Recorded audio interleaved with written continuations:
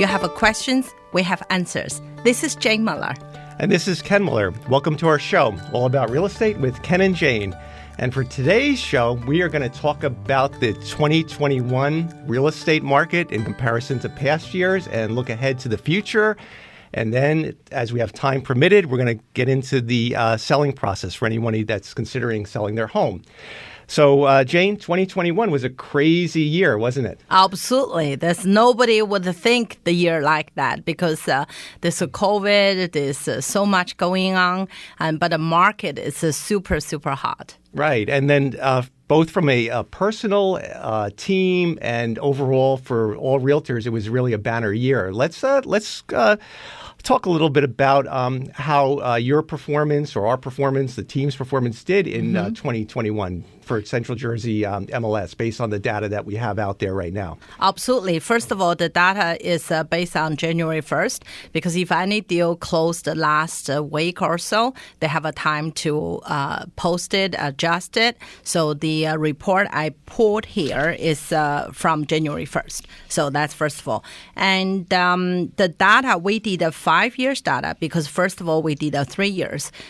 You look at the 2021, 2022 compared with 2019. And then we realized that to get accurate reading, you really need more data to compare with. So we did a pull back to 5 years, 2017, 2018, 2019, 20, and 21. So that's give us a more accurate the history and the trend per se. But first of all, I would like to thank our clients from the bottom of our hearts. You know, without your support and trust, we won't be in the business. So I really, really appreciate it. We're very, very humbled and deeply humbled and blessed with your support and the trust in the business. And last year, 2021, based on the Central Jersey MLS, I ranked number 2 in the entire Central Jersey MLS. This is not bragging on me, myself, no, in contrary. That really shows how much the support and our client, the trust our client input in us, right, and give to us. So it's really, and I looked at number 2021, I personally closed 98 homes. With that number, the almost all homes from past clients and referrals and the people who know us through Central Jersey. And that's only my personal number. If you look at our team, I'm so super proud of our team. We got almost 100 million. It's 96, a little bit more than 96 million.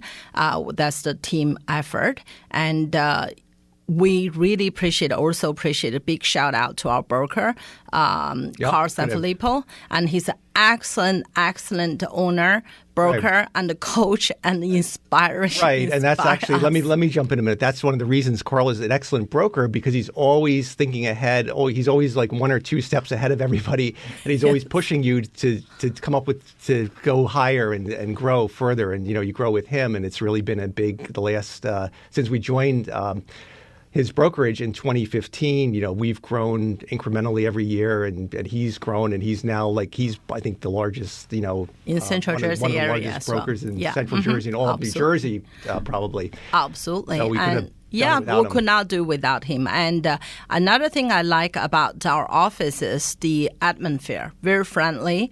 Everybody help each other. That's really good environment to learn and to grow. Absolutely. And I can remember 2021, I was, at that time, I was already top performer, only with 21 million. That time you think 21 million is a lot. But last year, 46 plus million under the belt. Personally, that's all really thank our company, Carl and Remax, for their guidance, for their help. And also our admin team is fantastic. Right. And they make sure everything's done right. So for us, right, I mean, for Muller team, the service is very important.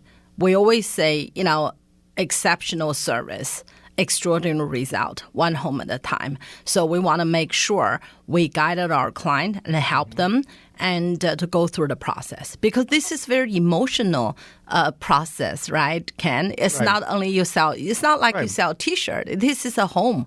It is you raise your family and you grow, you work. It's just like so much memory. Right, in and that. I think being a good agent, you're also a very good friend, a therapist, a confidant for the clients because they refer to you when they have different. They go through all the process of from listing the home, from the showings, all the challenges with the home inspections, and things that could go wrong, and all the questions that come up about is a buyer going to get the mortgage, are we going to close, and what do we do before the move, and what do we do with the utilities, and just there's so many things that happen. Many moving parts in the process. Part of their life during that 2-month, 3-month transition period when they're doing the selling process. Yep.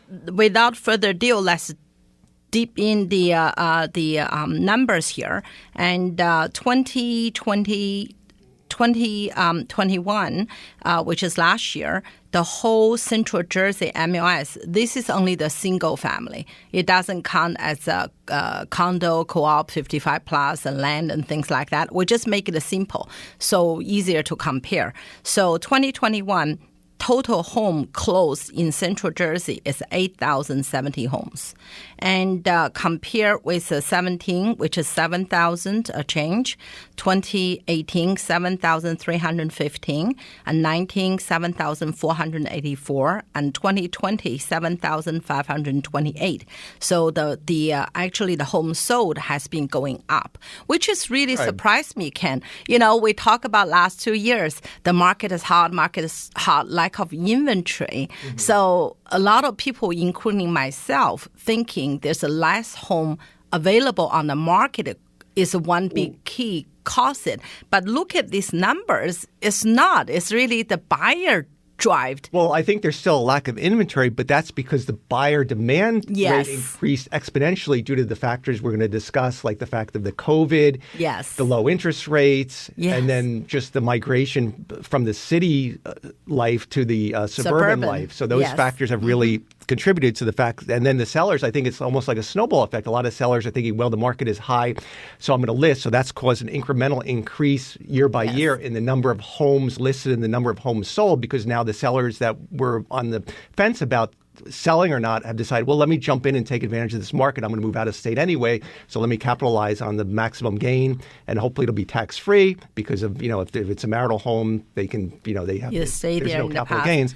Yeah. So that's all contributed to it. But it's been an incremental increase, almost like a slope of a straight line going up on an angle of maybe 30 degrees from 2017 to through 2021. It's been a steady increase. There's been no dips where it's gone down and then up. Yep.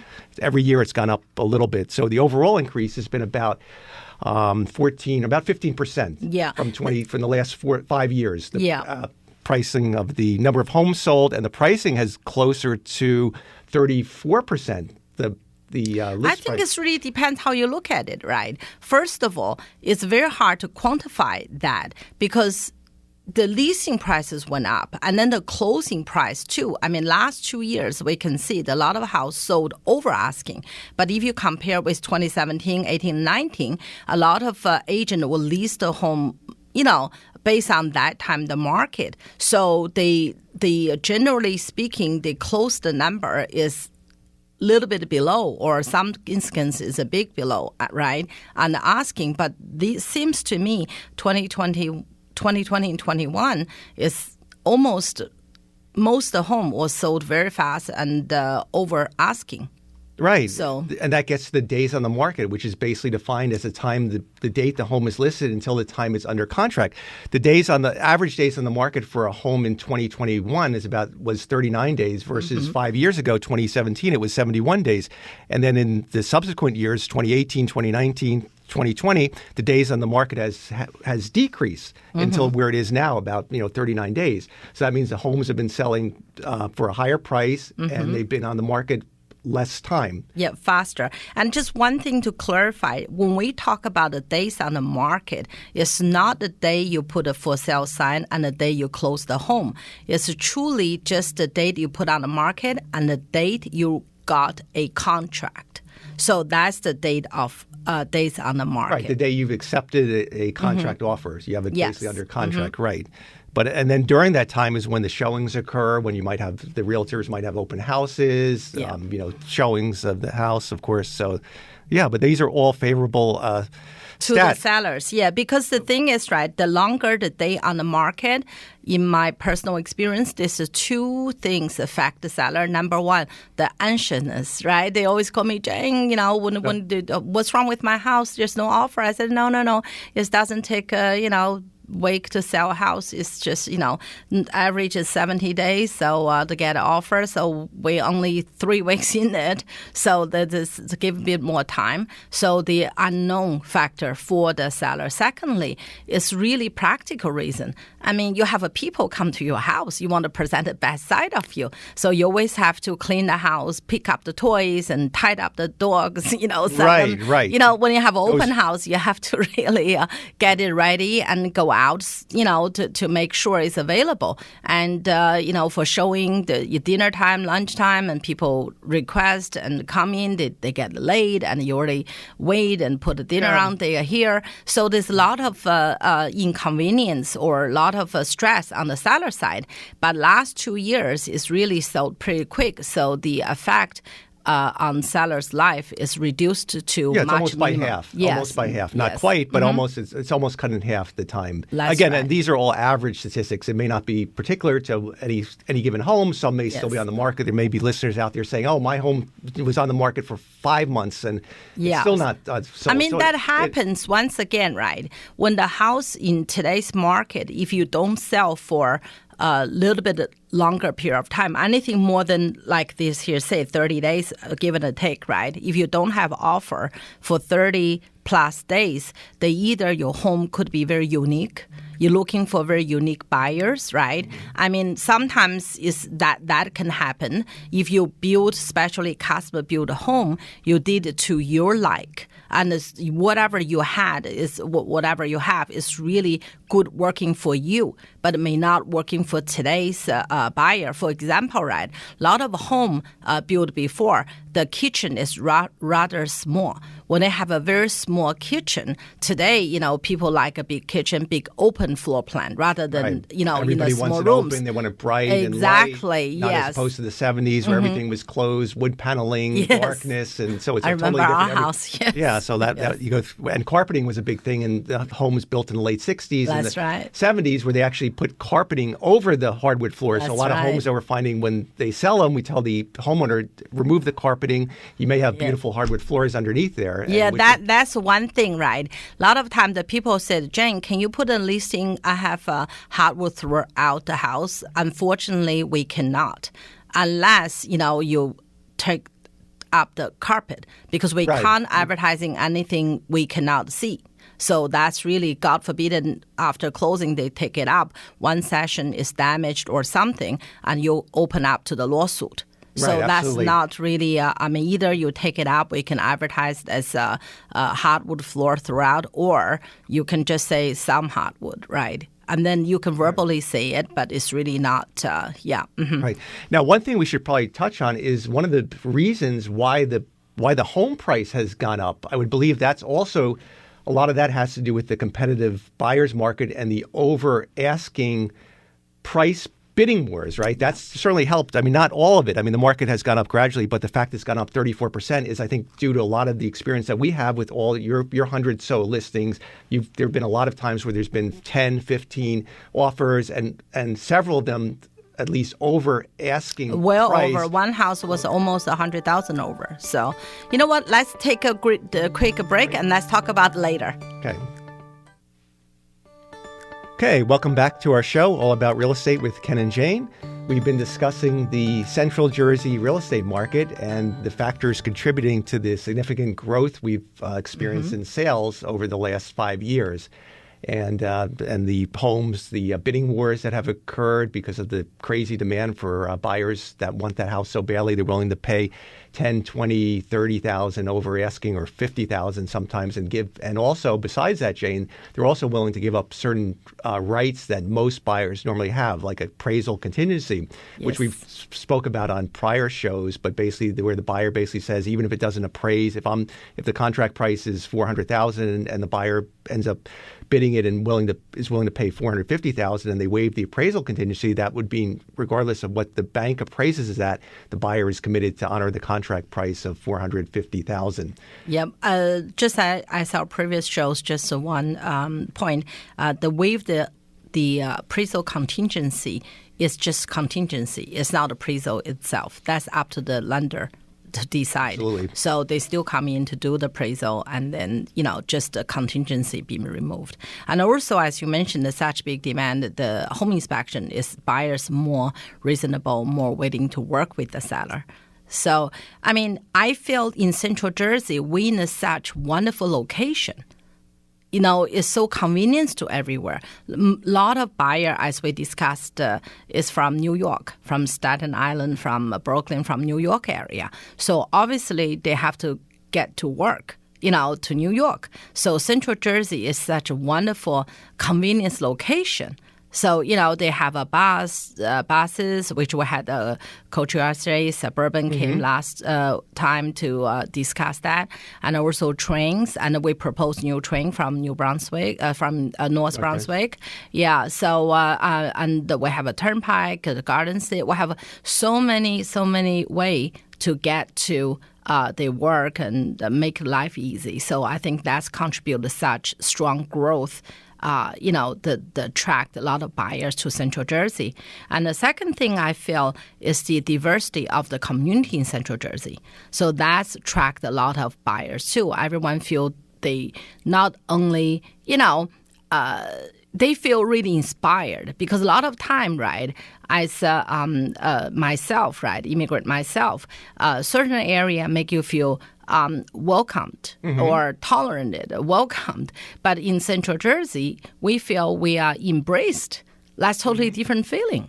It is your home. Yeah, it's where you work and where you raise your family and, Right. So many people have a misperception of New Jersey being, by the airport. They see the turnpike, which is, again, part of New Jersey, but there's so many wonderful lakes, parks, recreation sites, reservations. It has a lot to offer. Plus, it has the proximity to both New York and Philadelphia, which is, 60 minutes away, depending where you're located. And you have the shore, which is another, the Jersey Shore is wonderful. Beautiful, yes. So there's a lot of benefits. We get, I think Jersey in general gets teased a lot from the New Yorkers because they say you're just a segment of New York, and then people from the West Coast say, "Oh, New Jersey's this little blip on the map. That's just the airports and turnpike." But there's far more to New Jersey than just that. So come here to explore and then to see it. See it yourself, and and a lot of people will be interested to know what's going forward.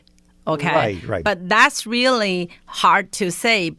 People have a different opinion. Some people feel the market cannot be continue going this way because everywhere's up, they always down. That's just natural law. That's just natural. But the question is when that's going to come down. Yeah, this year, I personally believe, I could be wrong here, but I personally believe the market is still going to be stable to a certain degree. And first 2 quarters and third quarter, and then it's hard to say because my experience was with 2021, the market was hit the top in May and June. And then July, August, September, October, the market get soft and went down a little bit.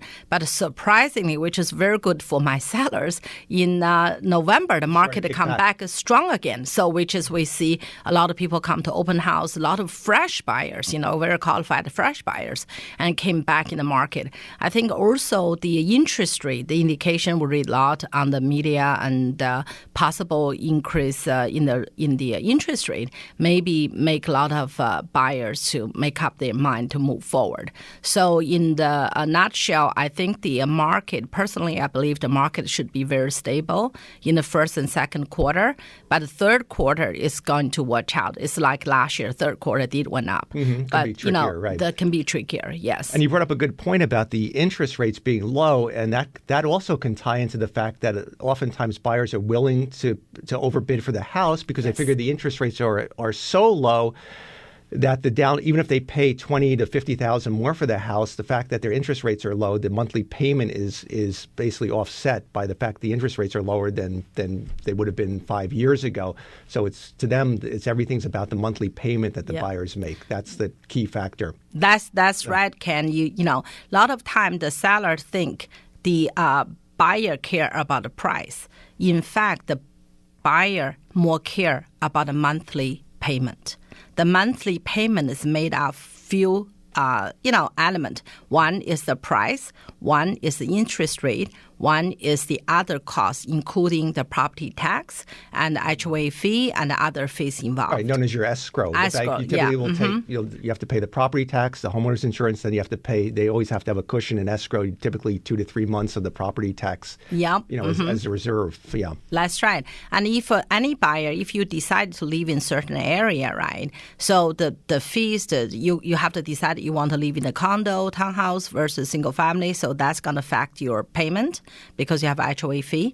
And if that part you already decide, the only variable is the price versus interest rate. When the interest rate going up, obviously you can afford less price home.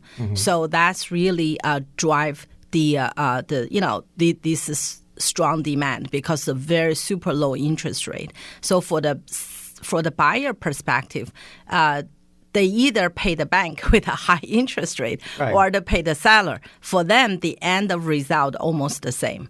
So that's really one of the reasons. So going forward, if the interest go up, that's wait to see what's market react on the pricing for the seller. Right. It's similar to the stock market. I mean, you have all the experts in the analysis predicting, but nobody really can predict with certainty. Otherwise, with the way the stock market is, just with the real estate market, we have a good idea, we have indications, but there could be some unforeseen world events that could, You don't have to look far, Ken. Look at the 2020, right?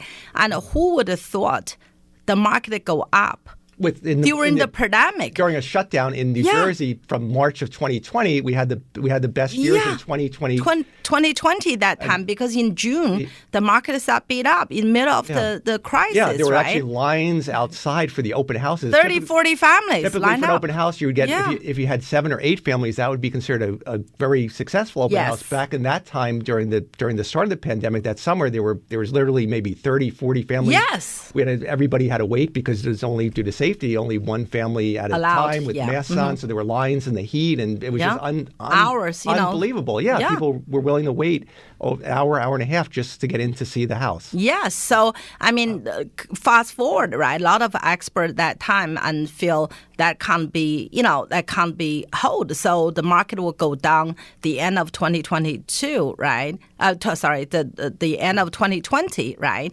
At the end, 2020 finish 2021, even go further. Right. That's really, I can't explain, Homes sold and the price further up. Even further up, which is unbelievable. Everybody thought the bubble would burst by the end of 2020 when things started getting back to normal. But again, with now we're in 2022, and the COVID issue, unfortunately, is still not behind us fully. And let's hope it is soon for the health of everyone. But still, we're dealing with that. And a lot of uncertainty. When there's uncertainty, there's a lot of changes, and really hard to predict anything. But so far, I see the market first quarter. It seems very strong because today it's really not much home on the market at all.